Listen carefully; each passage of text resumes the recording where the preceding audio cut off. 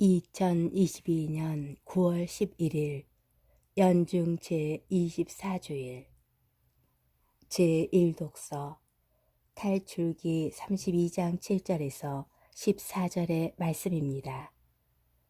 그 무렵 주님께서 모세에게 이르셨다.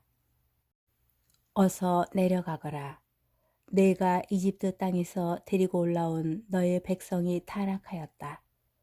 저들은 내가 명령한 길에서 빨리도 벗어나 자기들을 위하여 수송아지 상을 부어 만들어 놓고서는 그것에 절하고 제사 지내며 이스라엘아, 이분이 너를 이집트 땅에서 데리고 올라오신 너의 신이시다 하고 말한다.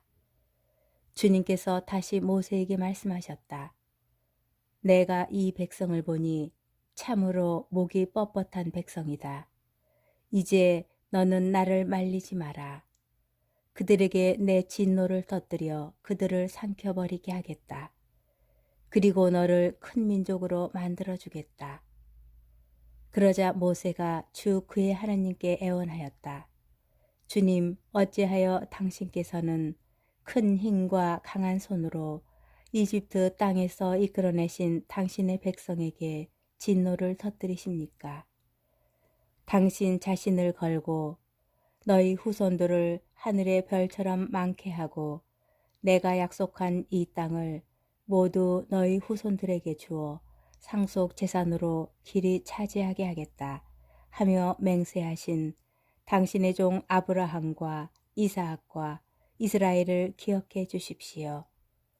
그러자 주님께서는 당신 백성에게 내리겠다고 하신 재앙을 거두셨다. 주님의 말씀입니다. 제2독서 사도 바오로의 디모테오 1서 1장 12절에서 17절의 말씀입니다. 사랑하는 그대여, 나는 나를 굳세게 해주신 우리 주 그리스도 예수님께 감사를 드립니다. 그분께서는 나를 성실한 사람으로 여기시어 나에게 직무를 맡기셨습니다. 나는 전에 그분을 모독하고 박해하고 학대하던 자였습니다. 그러나 내가 믿음이 없어서 모르고 한 일이기 때문에 하느님께서는 나에게 자비를 베푸셨습니다. 그리스도 예수님 안에 있는 믿음과 사랑과 함께 우리 주님의 은총이 넘쳐 흘렀습니다. 이 말은 확실하여 그대로 받아들일 가치가 있습니다. 그리스도 예수님께서 죄인들을 구원하시려고 이 세상에 오셨다는 것입니다. 나는 그 가운데에서 첫째가는 죄인입니다. 그러나 바로 그 때문에 하느님께서 나에게 자비를 베푸셨습니다. 그리스도 예수님께서 먼저 나를 당신의 한없는 인내로 대하주시어 영원한 생명을 얻으려고 당신을 믿게 될 사람들에게 본보기로 삼고자 하신 것입니다. 영원한 임금이시며 불사불멸하시고 눈에 보이지 않으시며 한 분뿐이신 하느님께 영예와 영광이 영원 무궁하기를 빕니다. 아멘. 주님의 말씀입니다. 복음 루카복음 15장 1절에서 32절의 말씀입니다. 그때에 세리들과 죄인들이 모두 예수님의 말씀을 들으려고 가까이 모여들고 있었다. 그러자 바리사이들과 율법학자들이 저 사람은 죄인들을 받아들이고 또 그들과 함께 음식을 먹는군 하고 투덜거렸다. 예수님께서 그들에게 이 비유를 말씀하셨다.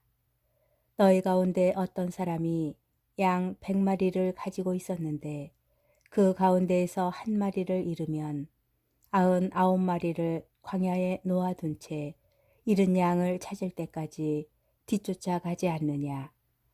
그러다가 양을 찾으면 기뻐하며 어깨에 메고 집으로 가서 친구들과 이웃들을 불러 나와 함께 기뻐해 주십시오. 잃었던 내 양을 찾았습니다. 하고 말한다. 내가 너희에게 말한다. 이와 같이 하늘에서는 회개할 필요가 없는 의인 99보다 회개하는 죄인 한 사람 때문에 더 기뻐할 것이다.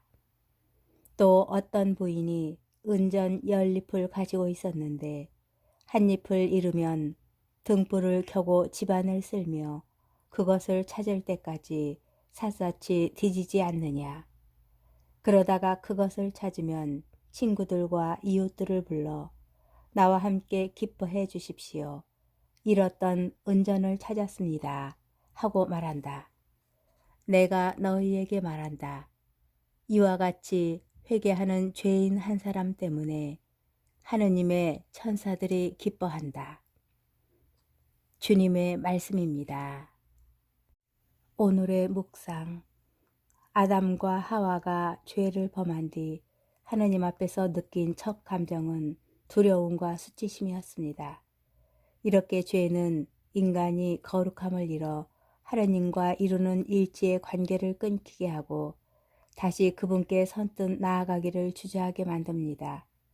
그러나 루카 복음사가는 잃었다가 되찾은 양과 은전과 아들에 관한 세 개의 비유들을 연이어 배치하면서 죄인이 회개하여 당신께 돌아오는 일을 하느님께서 얼마나 기뻐하시는지 강조합니다.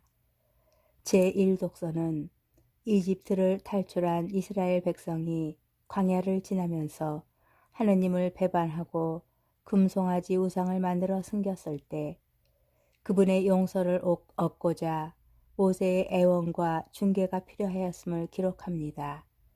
그러나 예수님께서 알려주신 하나님께서는 용서에 소극적이신 분이 아니라 길 잃은 죄인을 먼저 찾아 나서시는 분으로 착한 목자요 소중한 은전의 주인이시며 탕자를 끝까지 사랑하는 아버지이십니다.